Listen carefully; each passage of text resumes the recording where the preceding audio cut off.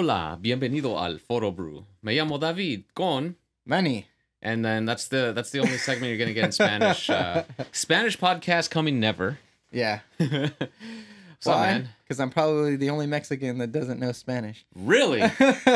Dude, No, most of California. Oh yeah, that's true. Most of my dad's family doesn't know Spanish. It's funny, they're Colombian, and my mom and my dad were really adamant about me and my sister learning Spanish when we were kids. Yeah. But almost all of my cousins like can't speak it at all. Like they kind of learned it to talk to my grandma. But yeah, it was just really broken Spanish. Yeah, I think my dad didn't want me to know what he was talking about.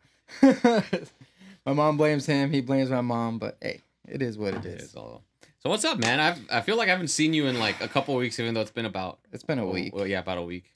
But yeah, it feels like forever. You've been busy. Yeah, I've been really busy doing some stuff for some clients. California's on fire. Yep.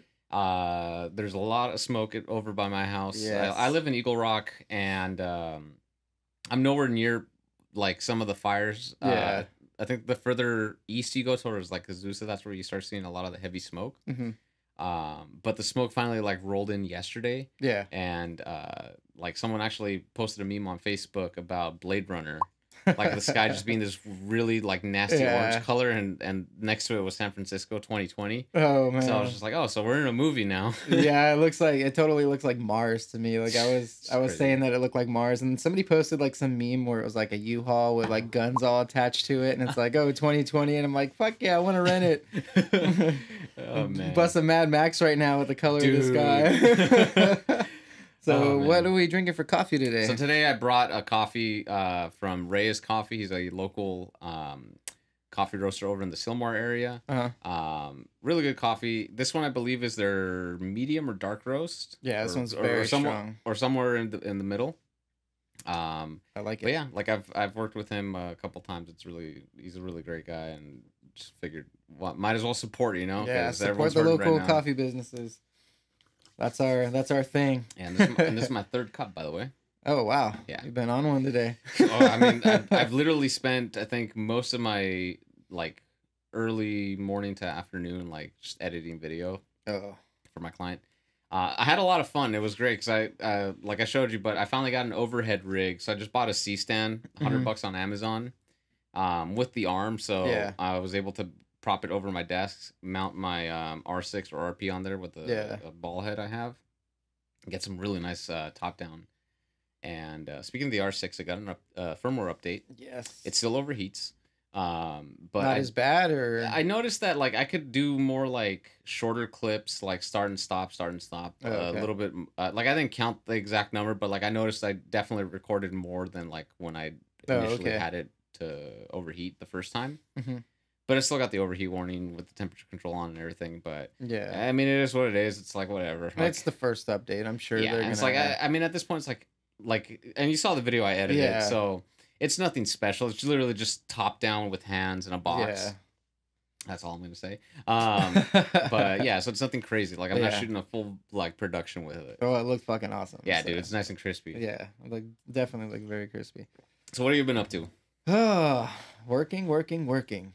And that's about it. Like, not really much on the photography thing. The last time I went out shooting was with you and Adrian last week, and yeah, a lot has changed in a week, man. Like, we got a sign, and we got this badass shelf, which I forgot to bring my Canon AE1, but it's all good. Yeah, we're evolving. Yeah, man, we're starting to become more and more legit. Yeah.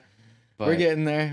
Actually, this is probably the final. We might add some more stuff in the background. I was thinking about maybe some more lights in the back or something. Oh, speaking of which, coffee for next time. I bought James Coffee, the Peter McKinnon. Oh, I saw that. Because they finally, I guess they did some sort of like repackaging or something. But I bought 2 of them. So, because I know I'm gonna drink it like hella quick. Because when I got it for Christmas last year. I went through like 3 bags in like a month. Fuck yeah, I've never even tried the James Coffee Co. coffee yet. It's really good. So I'll bring. Speaking of Peter McKinnon, yes, what I told you today.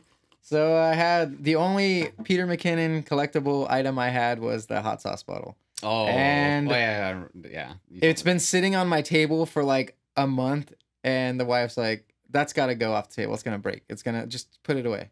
So I put it on our top cupboard. Away from everything. Well, I guess the cereal's up there, and so I think my daughter, when she went to get cereal this morning, moved it. And then when she put the cereal back, she didn't push the bottle back. She didn't even notice it was there. So then my oldest goes, because she's baking, into the cupboard to grab something out. And as soon as she opens the door, the bottle just crashes. So she didn't even call me into, I guess it was just a big mess, just hot sauce everywhere, broken glass. And I looked in the trash can before I left here, and yeah, a tear came down. R.I.P. Like, no. Dude, can you believe, it's funny because last I checked on eBay, a bottle of that was going for like $90. Sealed. Really? Yeah, people were flipping them. It's insane. Like I just bought the Peter McKinnon Pirate Life V2 coin. It was $100. I guess they had a extra inventory. Yeah. So they did a drop today. That thing just looks badass. Yeah, it does.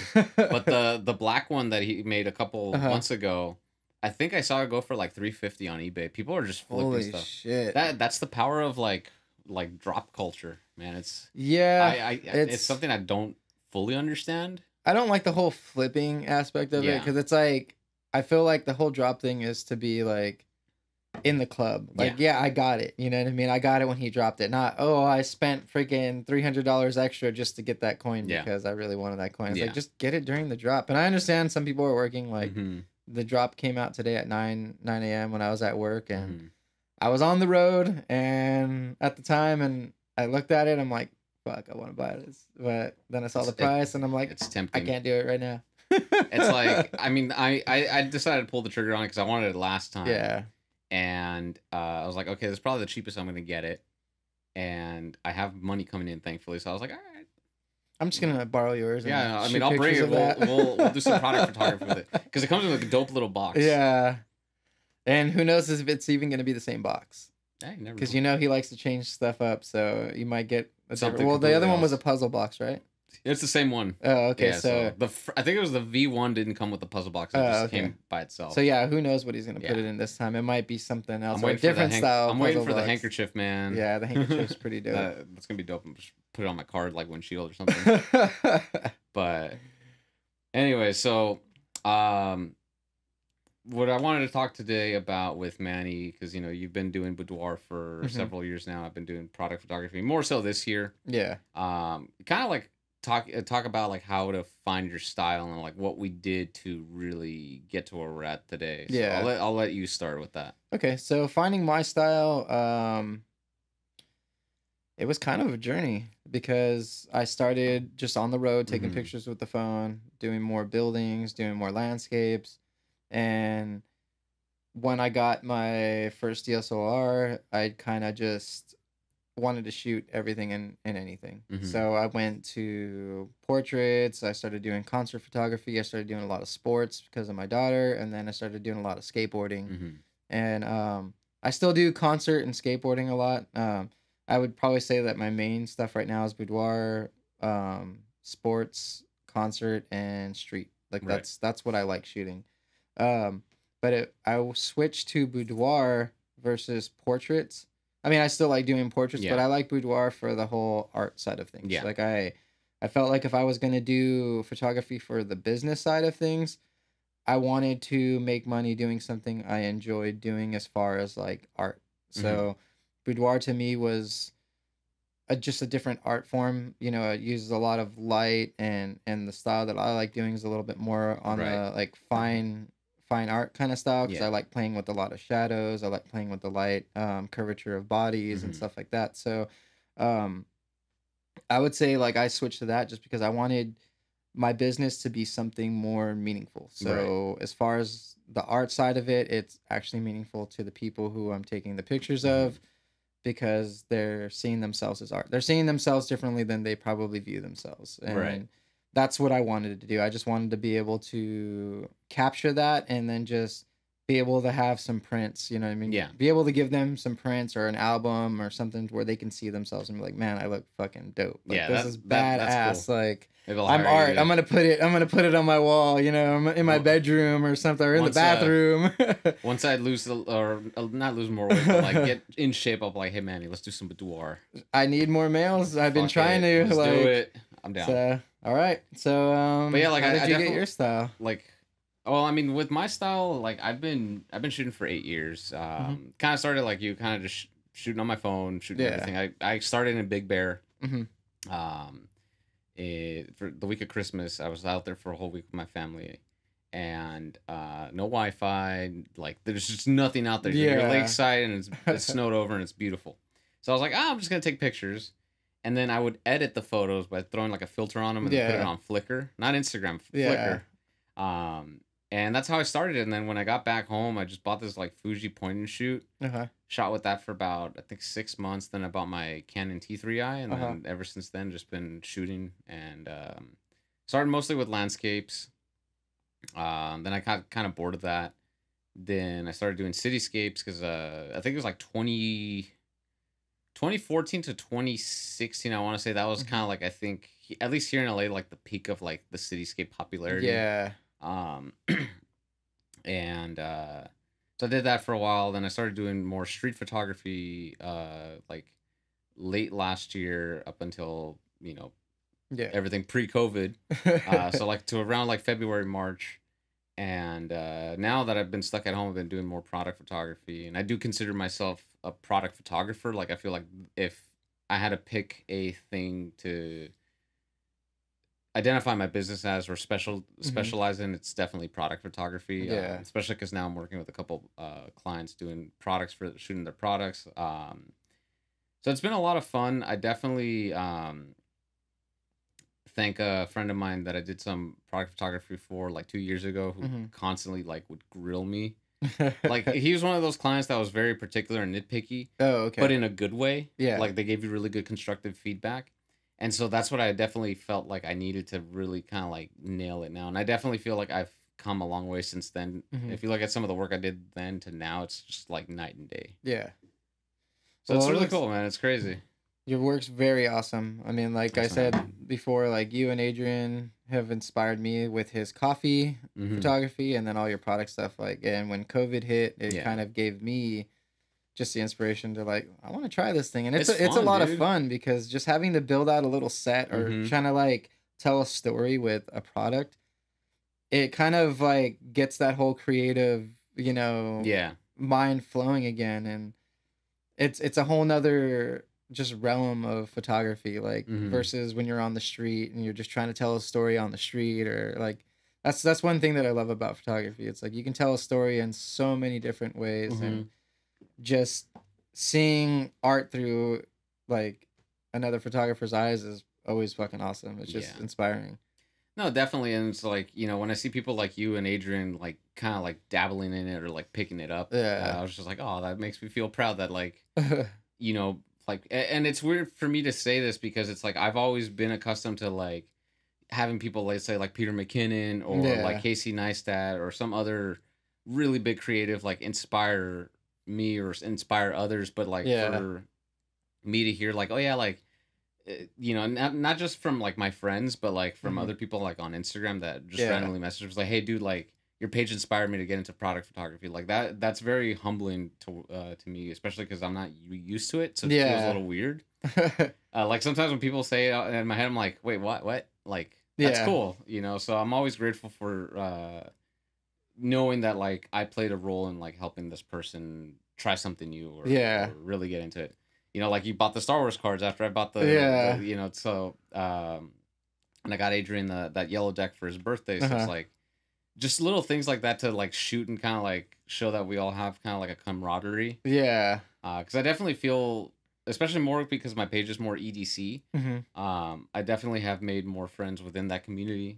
And that are also just incredible and talented photographers. And I was just like, fuck, man, like these people need more followers. Like they're so good. It's insane. Yeah, it's definitely crazy. Like, just there's a lot of photographers that I'll follow on Instagram that I'm like, fuck, dude, these people need way more credit than they're getting. And like, I know it's not about the likes. Like when I post stuff, it's not about the likes. I just want to share what I'm creating. And I have those people that I look up to in the boudoir world. I mean, I haven't had that happen with me yet. Like, as far as people like, oh, like I really like your work. It inspired me. Like other boudoir photographers that are coming up. But I definitely think it's a big difference, like having friends that are photographers and like being like inspired by what they're doing.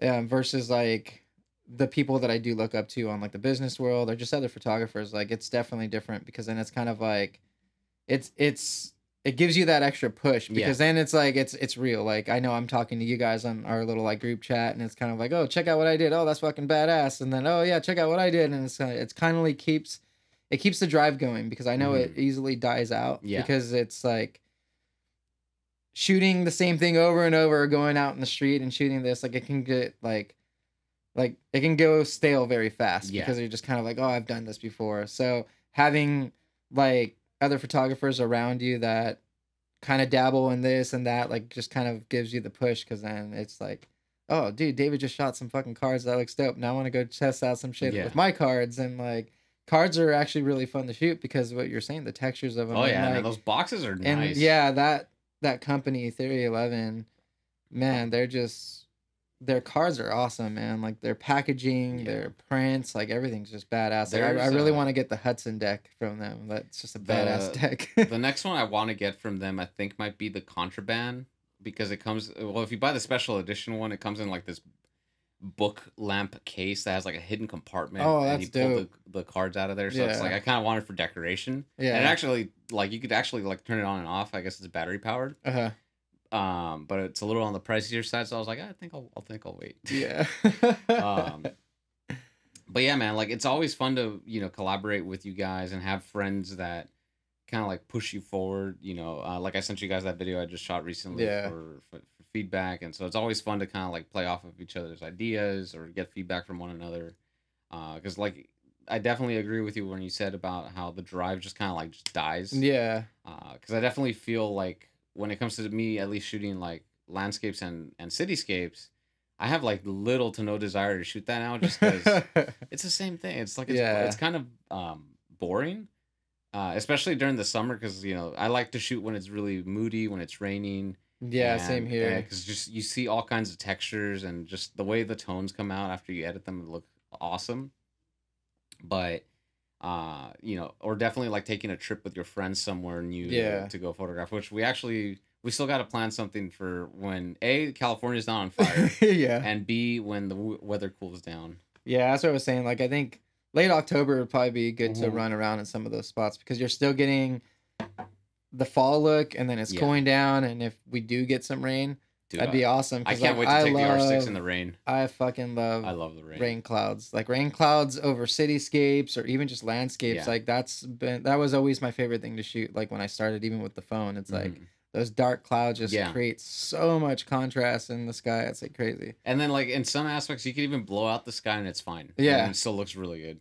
But yeah, so definitely, I think the key takeaway from this is to like have friends that, will help give you feedback that you can go out shoot with, that you can have fun with, and kind of like grow together and push each other forward. And the best way I kind of like see our group, everyone kind of contributes something to the table. So like Adrian, for example, he's really good at marketing, so he's pushed me to get into like marketing, putting myself out there. You're good at like lighting and like you understand like boudoir and portraiture, so that's something that we're learning from you. And then with me, it's like I have a like deep understanding of like product photography. So that's something that you guys are kind of like picking off of and learning as well. Yeah. And so it's always good to kind of like have that group that you can turn to when you're kind of like not sure what to do, and just kind of inspire each other, man. I think at the end of the day, we're all the team. Doesn't matter what we're doing. There's no competition between people. Everyone grows differently. Yeah. And just you got to help each other out, man, because there's you'll be surprised how far you could get with the help of other like photographers and creatives.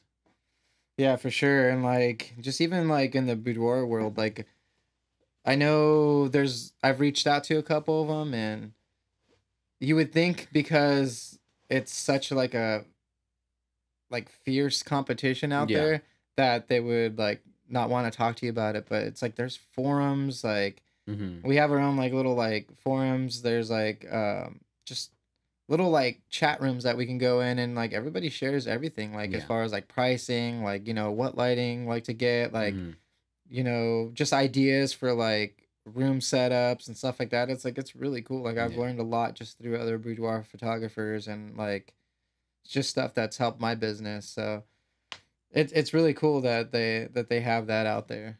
No, it's good. I mean, like my friend Rich, he always does, like, he's always like booking gigs and all that stuff. So we're always chit chatting about business, and like, you know, I've asked him like, hey, like, how much do you charge typically for something like this? And he'll like just be straight with me and just give me an answer. Yeah. Which is great because it's like, I like learning from people that aren't in California, because obviously pricing, say, it's different. Yeah. Here is going to be way different than, say, somewhere like back east. Yeah. So definitely kind of hearing it from somebody that's over there kind of really helps you put into perspective, like, okay, like, how do I want to price my stuff? But it's always kind of complicated. I personally, for example, with my pricing, I like to work in a like a package format. Yeah. Because I used to do hourly, and I've gotten taken advantage of. Yeah. And it sucks because, you know, let's say you're charging, I don't know, $150 an hour, which in a perfect world, that's actually pretty good. Yeah.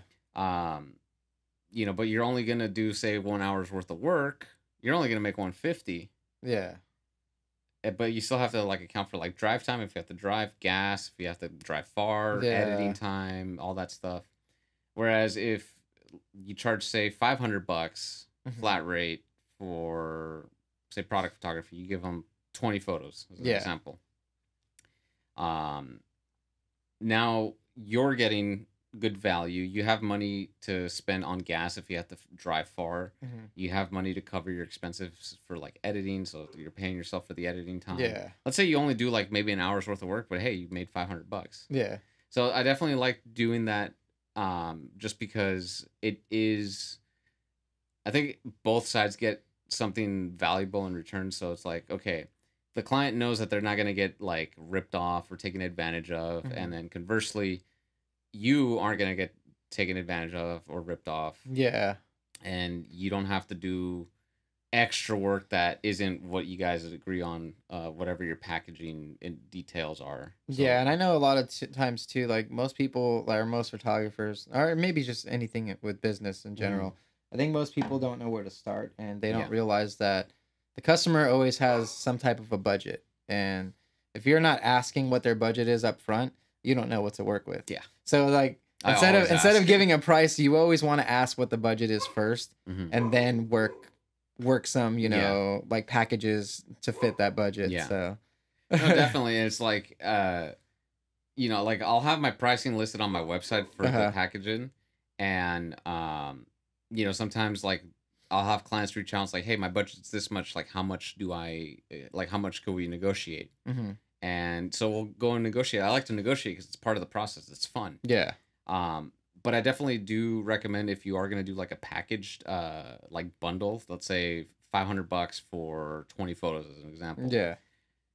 And so definitely have variations of that. So let's say the next tier up is $1,000 for, say, double or triple the amount of photos. And then you can have like a really top tier one where you charge maybe, I don't know, $1,500, $2,000. Again, this all depends on the type of work you're doing.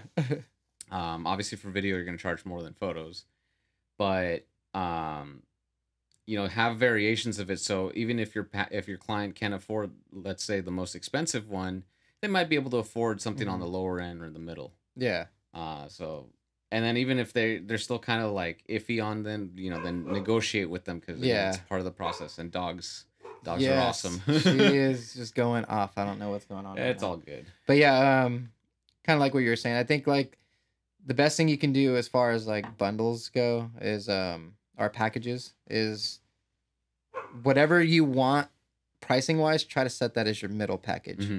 So have like a low package so the customer knows that they have an option to get a low package, and then your middle package is what you want to sell, and then your high package is just bonus for you. So that's usually a good strategy with when it comes to setting up packages.